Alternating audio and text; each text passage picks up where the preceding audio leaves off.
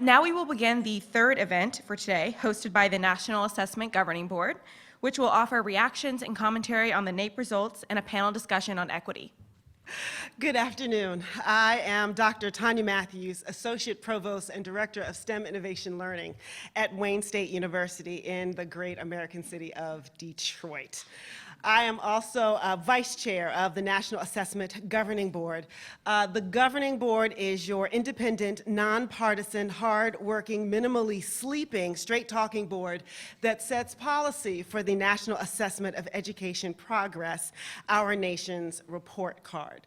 We are going to begin our event today with comments from one of our great partners. The strategic vision for the National Assessment Governing Board calls for deep innovation in partnership, and nowhere is that clearer than our relationship with the Council of Great City Schools. We have talked earlier today about our ability to deliver results for the national assessment for our larger urban school districts.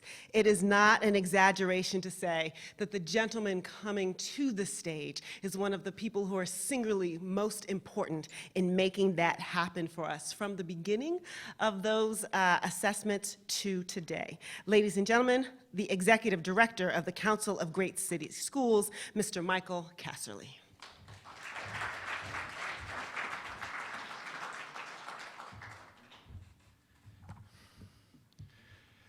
Good afternoon, everyone. I'm Michael Casserly, the Executive Director of the Council of the Great City Schools. Thank you very much, Tonya, and thank all of you for your interest in these important results. Before I start, I want to thank Leslie Muldoon and her team at the National Assessment Governing Board, and Lynn Woodworth and Peggy Carr and their group at the National Center for Education Statistics.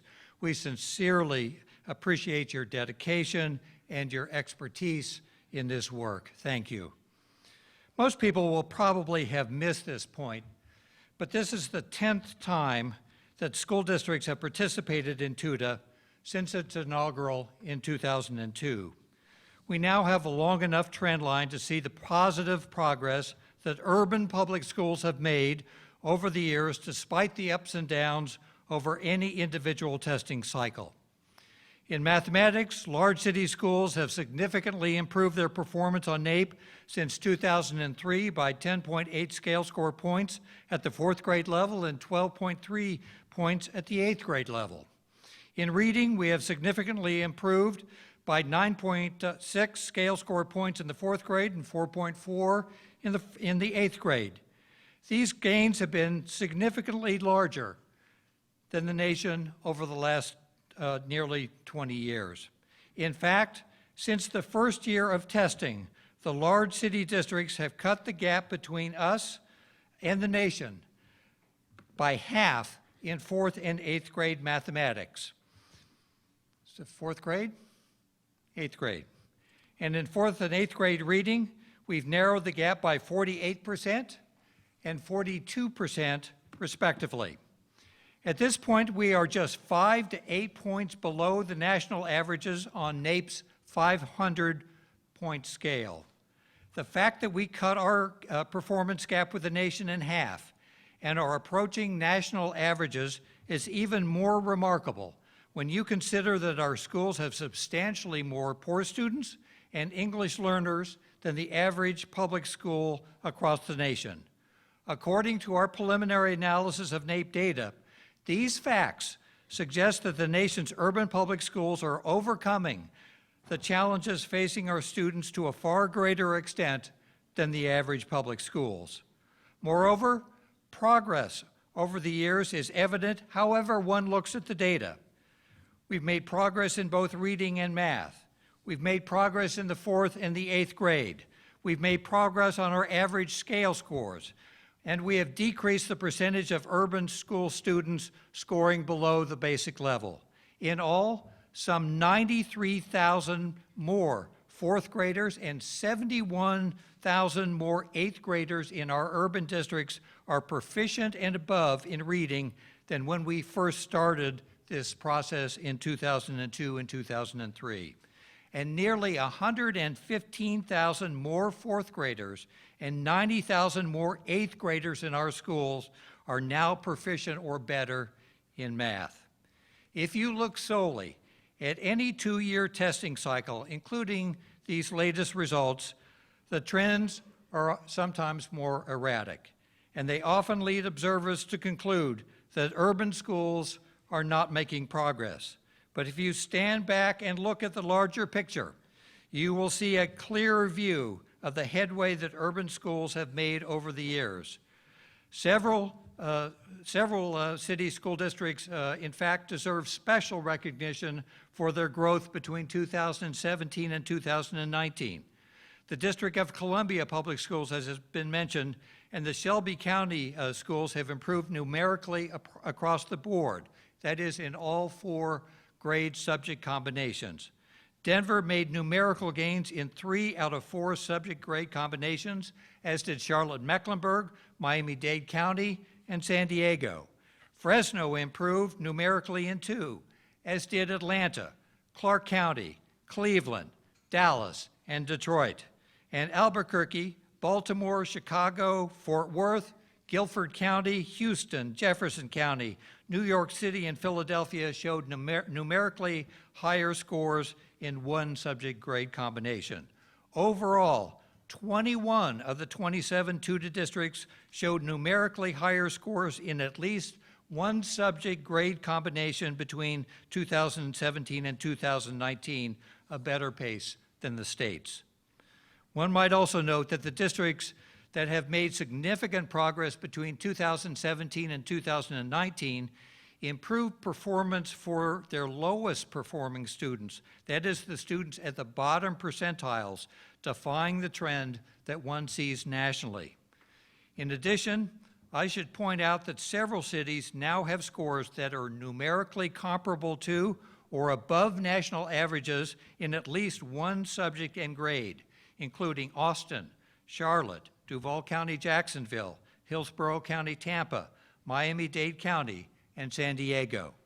On top of that, I call your attention to an analysis that was conducted by NCES and posted on its website today. It estimates what the scale scores of 9 TUDA districts might have been if NAEP assessed 4th and 8th grade math concepts in the same configuration as assessments that are more explicitly aligned with state standards. In each case, the analysis shows that scores might have been higher than reported by anywhere from a fraction of a scale score point to nearly 9 points. Other TUDA districts might have been higher as well if their state assessments were similarly aligned with the standards. Finally, the Council's academic key performance indicators show that our large city schools districts have increased their AP participation rates, their AP scores, and have improved the grade point averages of their 9th graders, have boosted their graduation rates, all at the same time that they've lowered 9th grade course failure rates. In general, our cities have devoted substantial energy over the years to improving the quality of their instructional programs and the rigor of their standards. It is hard to believe that these efforts have not contributed to the gains that we have made over the years. Remember that we voluntarily started this initiative almost 20 years ago to help our great city schools in 3 ways. 1, we as urban school districts wanted to demonstrate that we were fully committed to the highest academic standards for our urban children. 2, we wanted to be able to compare ourselves with those that share many of the same challenges. And finally, we wanted a way to gauge our progress and evaluate our reforms in ways that the current 50-state assessment system does not allow. In general, we are encouraged by the long-term trends, but we are not satisfied by the latest results. We know we need to improve further. We need to close achievement gaps that are still too wide, and we need to better understand why the national and state results were so troubling. But these NAEP data give the nation's urban schools the tools we need to ask hard questions about our instructional practices and where we need to improve. And the results overall are giving us even greater confidence that urban education in this nation can be substantially improved. And that's the point behind all the numbers. It's the reason we volunteered in the first place. So we could tell what was working and what wasn't working. So we could raise the quality of public education in the nation's great cities. So we would give our students a clear shot at a brighter future. We still have more to do, to be sure, but the era of poor performance in our nation's urban public schools is coming to an end, and it is being replaced by results and accountability and promise. I'm very proud of the work that our cities have done over these years and profoundly optimistic about the additional progress that I know lies in front of us. Thank you, and go Nats.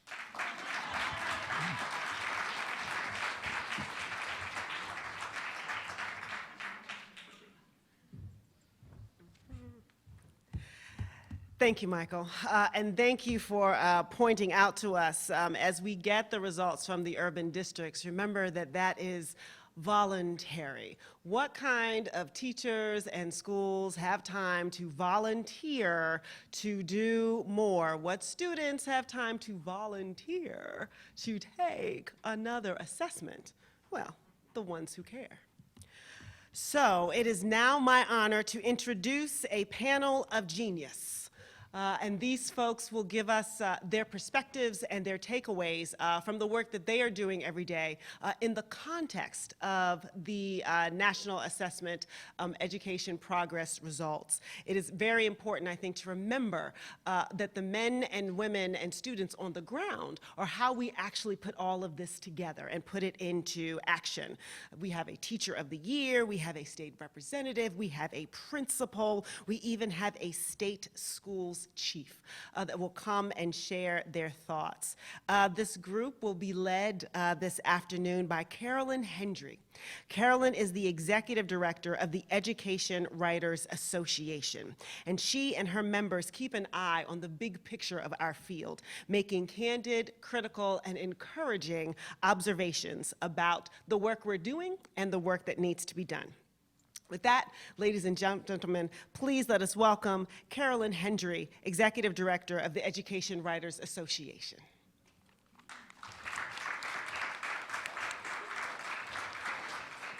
So thank you so much, Tonya, and welcome to all of you joining us today. I am delighted to be part of what I see as a critically important conversation for the future of our whole country. The NAEP scores released today, they may be new, but the national debate over equity in education has been with us for many, many years. That's why it's so important to look at what these results can tell us about the long-standing push for more equitable outcomes for the nation's K-12 students. Equity has long been a mainstay of the debate about education in our country, and it means different things to different people. Justice, fairness, equal opportunity, these are some of the words that come to mind when we're asked what it means to us. But no matter how we define the term, these new results raise serious questions for anyone concerned about equity in education. Increasingly, we're seeing higher performers on NAEP pulling away from the lower performers. It's a growing gulf, and it's coming at a time of deep concern over divides between the haves and the have-nots and increasing income inequality in our country. To help frame our conversation, I'll recap a few of the data points that Dr. Carr emphasized in her presentation. Scores, and specifically looking at how scores have changed over the last 10 years. In reading, in both grade 4 and 8, scores for students in the middle and the higher levels of the performance distribution have all risen since 2009, while students at the two lowest levels have all fallen. And it's not by just a little. The lowest performers saw their reading scores slide by 7 points in grade 4 and by 6 points in grade 8. The story in math is not encouraging either. Since 2009, math scores for fourth graders rose for high performers, were flat for those in the middle, and fell for those who were already at the bottom. And among eighth graders, scores again climbed for those at the top of the range, but fell for students in the middle and the lower levels. And again, the steepest drop was for those at the bottom of the range. So the pattern is clear. Students who need to make up the most ground are falling further behind. In education journalism, in my field, we often talk about the importance of not just pointing out problems, but also exploring solutions. And so today, I'm hoping that we can look at some promising responses to the very troubling trends that the nation's report card is calling to our attention. We've got a distinguished panel of people who come from really different walks of life in the education sector. We have Alice Peisch. She's a member of the National Assessment Governing Board and a state rep from Massachusetts. Omar Riaz, he's principal of Broadmoor Elementary School in Miami. Cicely Woodard, and she is a middle school math teacher, 8th grade, right? And she is also the 2018 Tennessee State Teacher of the Year. And last but definitely not least, we have Carey Wright, Mississippi State Superintendent of Education. So a great panel, and I'd like to just start out by asking you to kind of give a quick response to the presentation that we heard Dr. Carr make, specifically your thoughts on equity and what these new results tell us about equity in education. Alice, do you want to get started? Certainly the results are concerning. I think we have to keep in mind that when we see a report on the national results, that it's representing 50 different states with 50 different systems, and within each state, many different systems there too. So I think it's incumbent upon us to really dig into the information and see what exactly is happening where. We did see some areas of improvement. So what are those districts doing that are sort of going against the trend? But I think overall, to your point about equity, that is something that in my state, concern around equity has been driving our policy discussions for quite some time. And I would say we have seen mixed results. I also agree. The scores were alarming, but we have to underscore the importance of equity in the scores that we saw. It's basically an issue about social justice. In Miami-Dade, I feel we've been able to successfully work with those students that are minority students by being able to close the achievement gap with those specific students by providing standards-based lessons and also including data within the decision-making process. In fact, in Miami-Dade, our students, our Black and Hispanic students, outperform their state peers in 7 out of the 8 categories. So it is possible. As a teacher, I remain hopeful after seeing the data. I think about my students who come from many different diverse backgrounds, and regardless of their race, religion, socioeconomic status, background, or neighborhood, we show up as teachers believing that they can be successful, believing in the power of education, believing that education is the tool that will get them prepared for their futures, whether they want to go to college or to the military, or they want to learn a trade or start a business. We show up believing in kids, and we want them to use education and have an education that will prepare them to live the lives of their dreams. Well, I want to echo what Alice started out with. When you've got 50 different states, and I think with the 2 results, you've got 27 different districts. You've got to look at this from the fact that everybody is unique. I often use a quote from Thomas Jefferson that goes, and I'm probably going to mess it up, but it's something similar to, there's nothing so unequal as the equal treatment of unequals. And so you have got to look at each data point, you have got to look at each district, each state differently. There's no way you could compare Mississippi to Massachusetts, you know, regardless of what you're looking at. So I think each state chief, my takeaway is always to start with the data first and then start drilling down. Those that are the bright spots, find out why, what's going on, what's happening there with their teachers and leaders.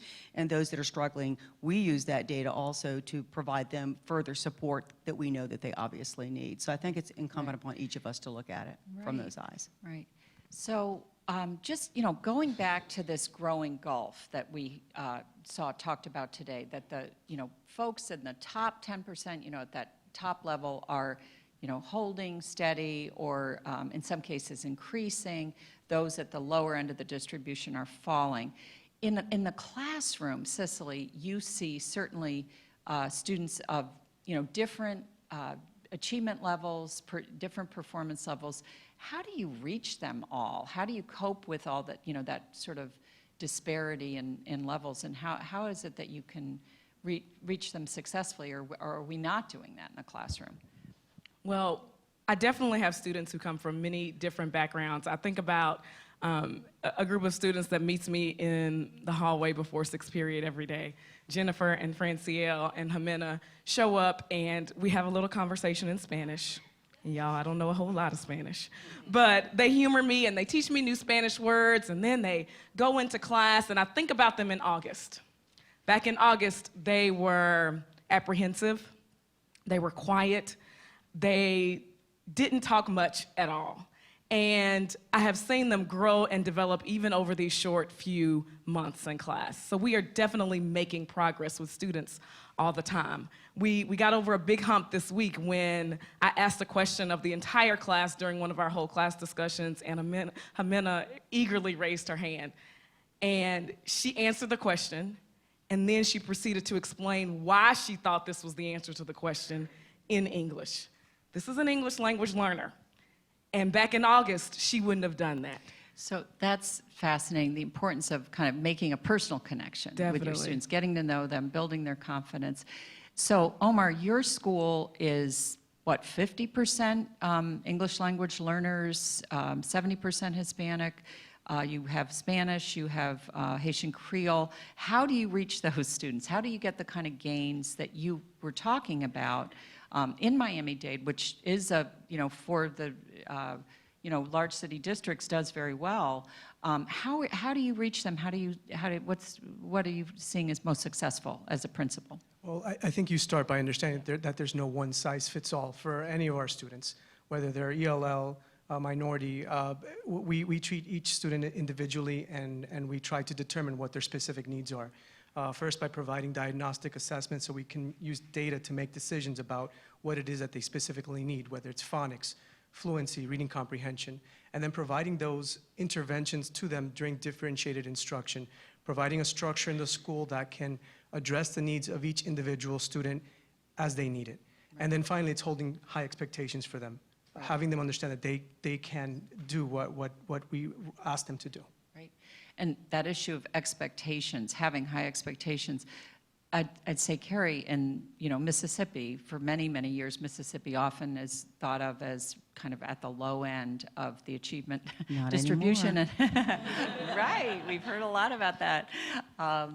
So has that issue of low expectations been something that you've had to confront in Mississippi, and how have you addressed it? Absolutely. I think that's the one thing that was a big shock, I think, to me when I first got down there, having come from most of my career being spent in Maryland, where expectations were very high for children. And we really worked at changing that and making people see that our children were just as capable as anybody else of doing well. And I think we've proven that over time. And I can see now people, the whole sense of expectations around education and what's happening in education has increased because of that. I mean, we went at this with a vengeance and with a very strategic way of also trying to build the capacity of our teachers, because we felt that there were, and I said earlier, I believe every teacher enters a classroom wanting to do their very very best each and every day. I think there's some teachers that have more skills added initially than others, but we've got to build the teacher capacity in order to meet the individual needs of children, because I'm a firm believer and have said my entire career, when I say all means all, and we do believe that all children are capable of learning regardless of their circumstance, and so it's on us as educators to make the school day the best it can possibly be for those children. So, Alice, like Carey, you're working at the state level, but as a legislator, when you look at this sort of bifurcation, the diverging trend lines, what can you do as a state lawmaker? How can state legislators look at data and inform what they're doing? Well, I think the data is very helpful in showing exactly what is happening where, and sort of echoing some of the comments that have just been made. I think sometimes in some districts you are confronting a situation where the culture does not have very high expectations, yet when you have data like NAEP data that shows that in similarly situated districts, the same will go for the assessments that we use in Massachusetts, you have very different performance levels.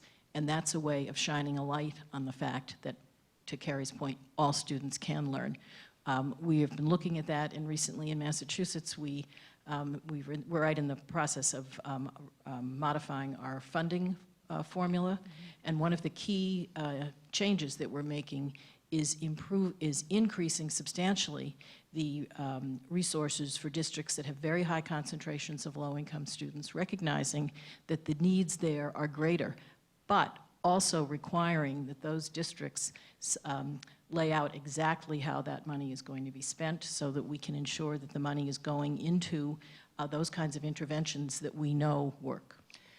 Well, you mentioned resources, and we heard some of that today.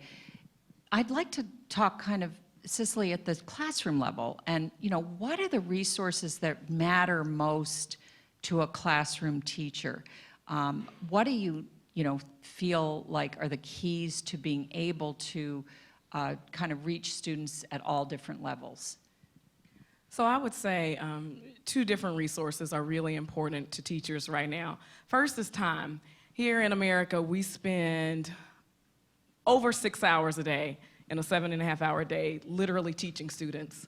And that's our love. We love doing it. We love being with kids, but it leaves little time in the day to do other non-teaching tasks, such as giving feedback, communicating with parents, collaborating with each other, planning lessons, preparing lessons. The list goes on and on. So time is one resource that I definitely think that teachers need more of.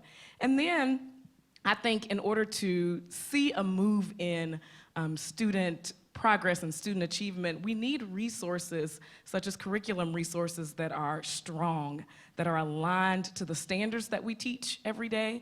We need curriculum in math that requires students to think deeply and critically about mathematics, and curriculum in reading that requires them to think deeply about texts and analyzing text. And so time and curriculum resources that are strong are important. Yeah, and as a principal, Omar, do you feel like your teachers are getting the time they need? Are they getting strong curriculum materials? If so, how do you negotiate that with your district?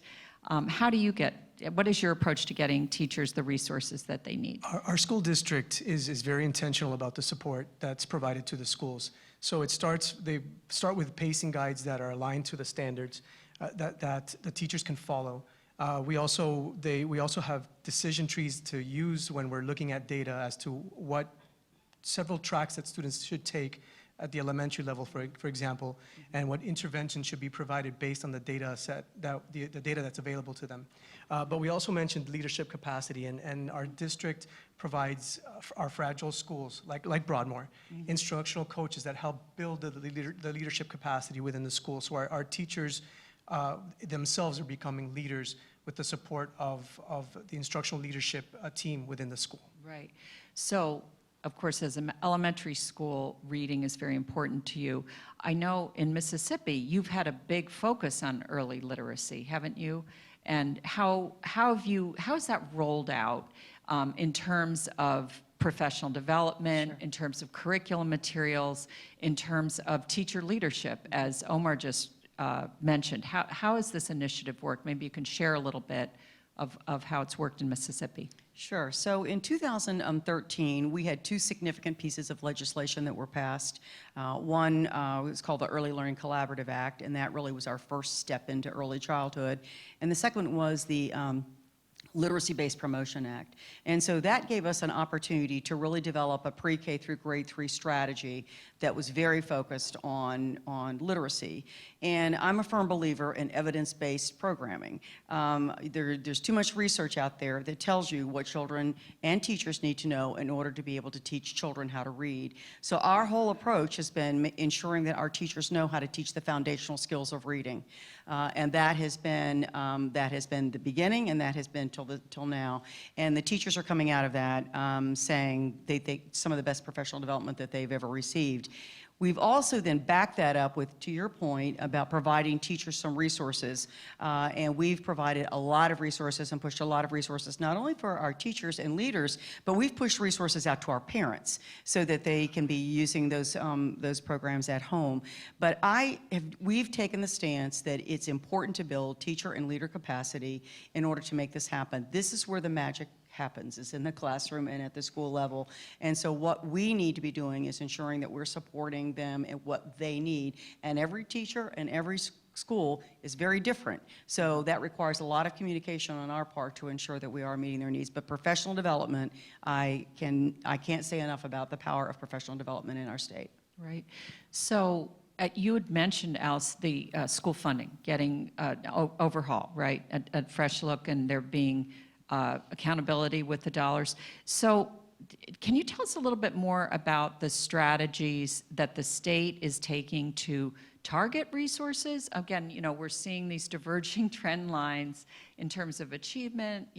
Is it all based on kind of like the demography of the district and the school, or do you have anything that sort of targets students based on, whether they're struggling or not? Yeah. So we are in the process of, this is still in the legislature at the moment. It's not been finalized, but there's a tremendous amount of agreement on the direction that we're taking. And I think that the funding is very much a function of the students in the district.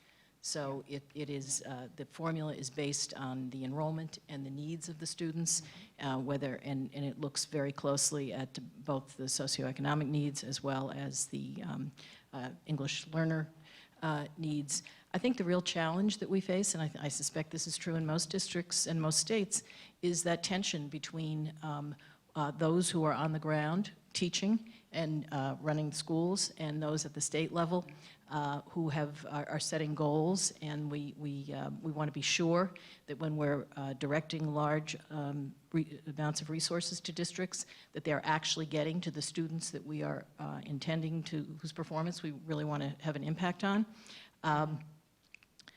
But we get pushback from the districts who want to are convinced that they have the right answer. So that actually is where I believe the data can be very helpful.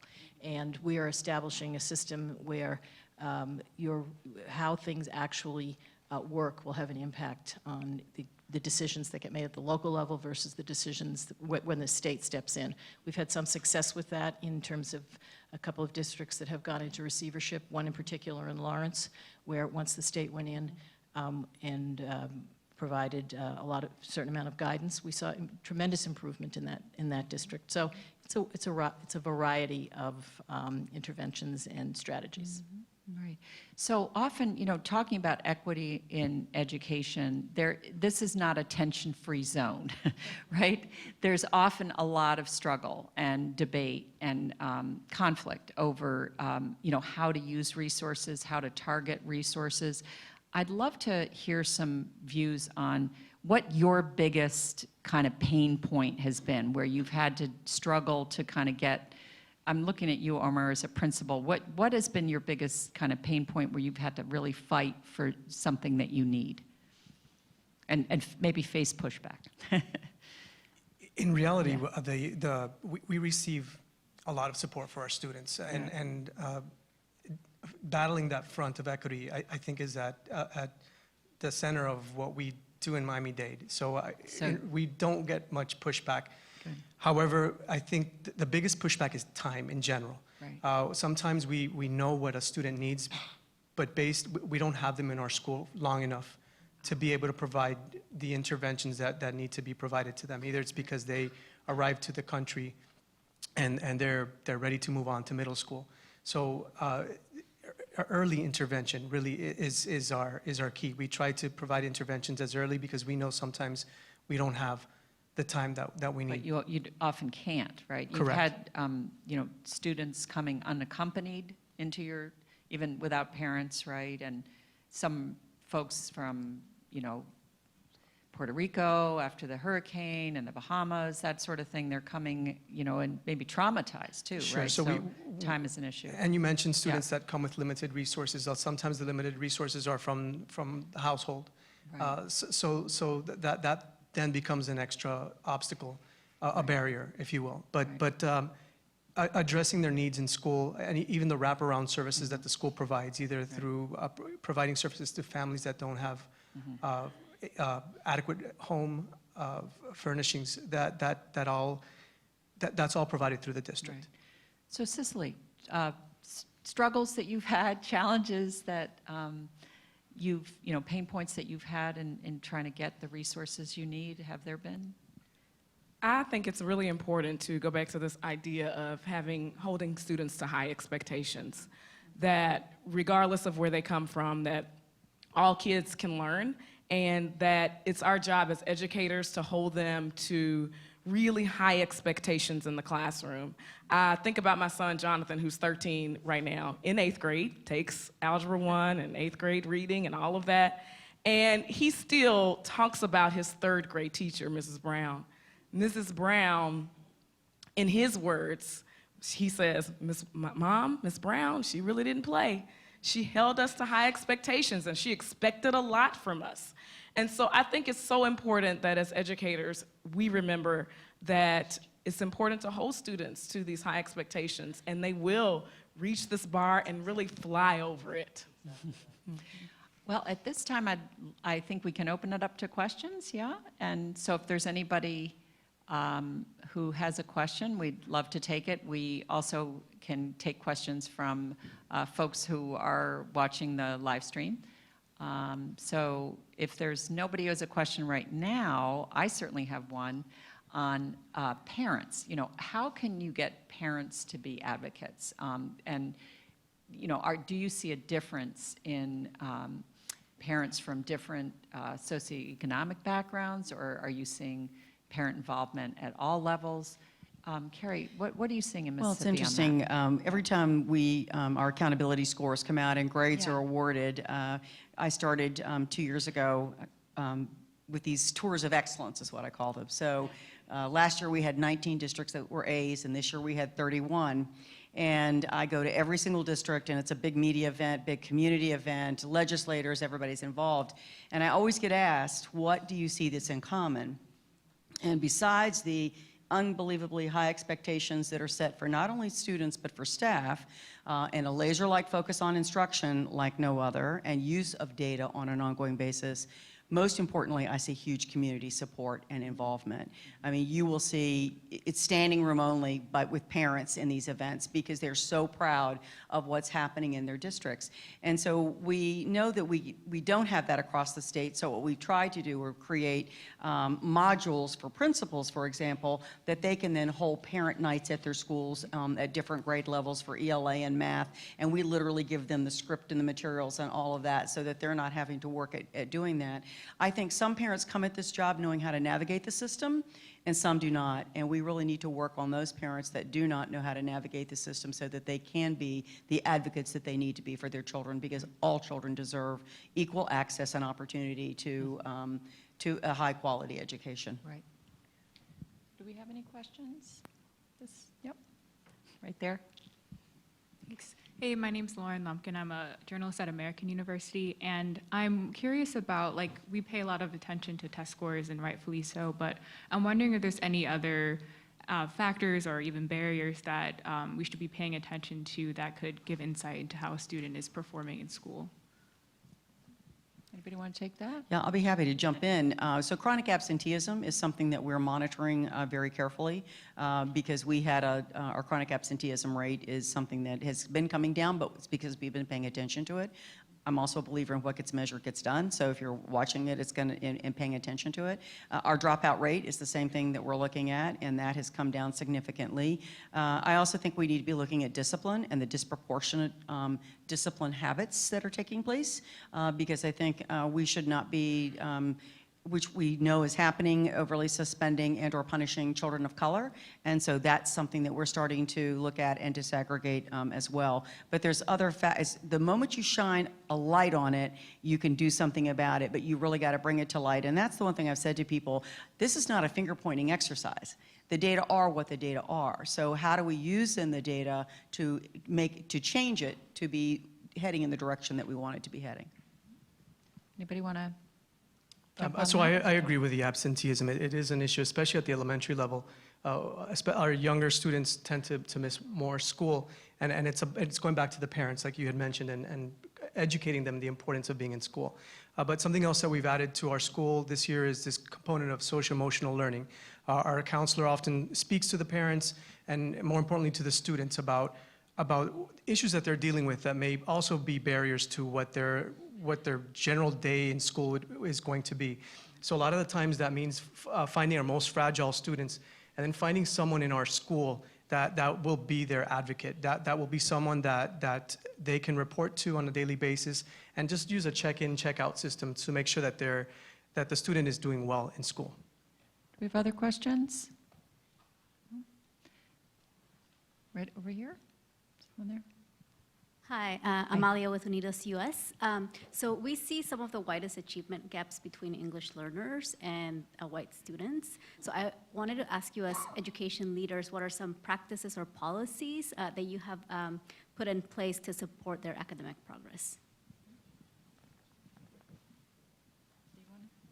You want Sure. to say something else? Recently, in Massachusetts, we passed some legislation to ensure that districts were able to implement programs for English learners that were appropriate for the students that they have. So there's a vast difference between a child who shows up in kindergarten who does not speak English but has educated parents, maybe has come over to the country for higher education or something of that nature, and a student who comes in the 10th grade illiterate in his or her native language, not to mention English. So this ensures that the programs that are being offered in the schools are specifically aligned with the needs of the students, and we have a mechanism in place whereby the Department of Education takes a look at that, and so I think that's one way that one can address that issue. So have you given greater flexibility to districts, or are you yes, actually, imposed greater accountability, or what is the change? What's the change? It's a combination, I would say, of flexibility and accountability. So in Massachusetts had a ballot question a number of years ago that was successful, that was very restrictive in terms of how students could be taught, English learners could be taught. And we recently made changes to that to ensure there was the flexibility, but by the same token, that there was some oversight to ensure that the program was actually what would work for those students. Right, okay. Other questions? I think we have some from the live stream. Anne? Hi, we have a question for Carey, Wright. The person is asking, how is the state of Mississippi assisting the schools in Jackson to succeed at the local level the way the state has? That's a good question. We've really formed a partnership, actually, with the Jackson Public Schools, because we were at a point that we had made a recommendation to take them over, quite honestly. And our partners with the Council of Great City Schools have also come in and helped as well. This is going to take more than just one body. We have also ensured that they have, they're at our, we serve them on a regular basis. The superintendent and I have an ongoing conversation about his needs, and I think that He's determined, Dr. Green is determined to turn this around, and I think it's a partnership that we have to continue because it's going to, it took him a little while, not him, but the city to get where it was, and it's going to take a little while for them to get out, but I think that they're heading, and I think they've got the right leadership in place, and I think the right strategies in place, but it's a partnership, and it's got to be a partnership with the State Department as well. Other questions? I think we have one here. Hi, my name is Jordan. I'm a student at UDC and an intern with the Institute for Educational Leadership. Recently, the Surgeon General in California made a recommendation that all students be screened for childhood trauma.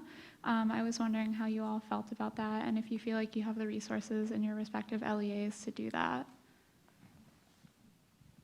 So did we all hear that about screening for childhood trauma? I don't know if you have a position on that, but Omar, I know that you do have students in your school who've experienced quite a bit We of do, trauma. and one of the things that we're really intentional about is when a student enters our school for the first time, there is a form that the parents fill out, and there's an opportunity for them to provide any information about the past of that individual child, so that there's no lapse in any intervention that needs to be provided or support for that child in the case of a new student to our school. Other questions? Over here? Right here? Hi, I'm Tonya Valencia with Unidos US. As a former educator myself of English learners, I saw my students take NAEP, and I also noticed that there were no accommodations provided to them through this assessment, which, depending on the state, on other assessments, they could or could not have certain accommodations. So my question is, especially to those of you who are practitioners right now in your schools, if you could make a suggestion for how these assessments could help us on our end, you know, for those of us who are in policy, looking at data all the time to gain more accurate reads on where students are at with their proficiency, what would be some of those recommendations you would make based off of what you've seen your students go through? Well, I don't know if you have practitioners, I would say, as a NAGB member, Alice, you might have something to say about the accommodations on the, no, not so much English language learners, no? Well, I think yeah. that the question I thought was more directed towards what the practitioners Yeah. were seeing in the Right. classroom. I think I would defer to those who Okay. actually administer the test as opposed to. So, Cicely, you mentioned that you speak Spanish with your students, and so you might. I totally agree with you. Our students need the accommodations that they get. And when she's talking about accommodations, she means things like extended time. They get the opportunity to have some things read to them. They get the opportunity to take assessments in an alternate setting. And all of those are things that they are doing on a regular basis in class. And so when they take a state standardized test, for example, or the NAEP assessment, it would be more aligned with what they're experiencing every day if they had the opportunity to have those accommodations on a NAEP assessment and on a state assessment as well. You want to add anything, Omar? Or no? I agree. When our students take their standardized state assessments, they are provided accommodations, and they use those accommodations. They're important to them. They participate with the understanding that they're going to be provided to them because they are provided to them. It's not just for an assessment. It's provided to them during every school day, and it's part of the scaffolded support that's provided to these particular students. We still hold them to the high standards. They're still held to that same standard as their general education student, but they are provided that scaffolded support. Go ahead. One thing I would just like to add relative to the Sure, NAEP is of that course. I think it's very challenging. One of the standards that the NAEP test has to meet is that it has to be administered across the country in exactly the same way. And so you have every state that might have slightly different accommodations, and so it's a challenge to ensure that it's sort of a level playing field when it's being administered. I know there are some accommodations that are given across the board, but I'm not sure that NAEP is able to make every accommodation that individual states do. Great. Well, I think that's all we have time for. I would love to talk with you further after. You all have such an interesting perspective, and I would ask that the audience join me in thanking our panelists for their wonderful contributions. Thank you very much.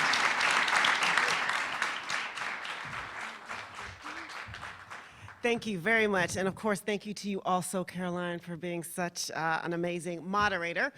We are going to close out with the video that I forgot that was supposed to go in front of the panel, and then a couple of closing remarks about end of the moment logistics.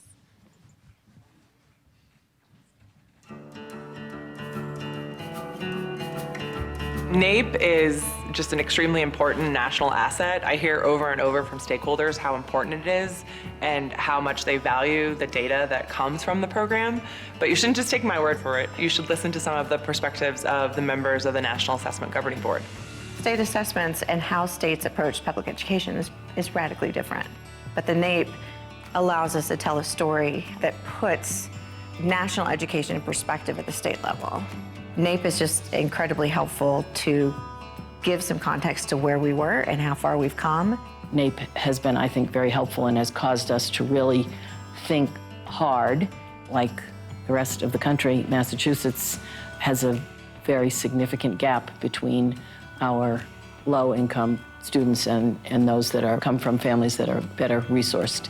When my kids started going to school, I started realizing that my kids were in an environment where measurement was not being used to inform their schools on what would be good for them. I have always been a big fan of the Trial Urban District Assessment, TUDA. It's a tool that is especially useful in large urban areas where we have a lot of employers. Based on where it is saying our African Americans are, or our Hispanic students, or our white students, like to be able to say, based on this nationwide test and this nationwide data, what is it that we're going to do different in our practices to be able to impact these different groups of students? My kids come from a very low socioeconomic area. I use the NAEP release questions a lot in my classroom. And one of the reasons that I do that is that it gives the kids a great idea of what kids across the nation are expected to know and be able to do. Sometimes we just stare at test scores, and then we start to blame each other when those test scores don't move quickly enough. But we can also look at those leading indicators of, do we really believe that our kids can achieve? Are we giving them concrete opportunities for them to learn? And are those opportunities high quality opportunities? NAEP can give us all of that information if we just look at it and we look at it deeply, and NAEP can help us achieve what we need to achieve as a people, as a state, and as a nation.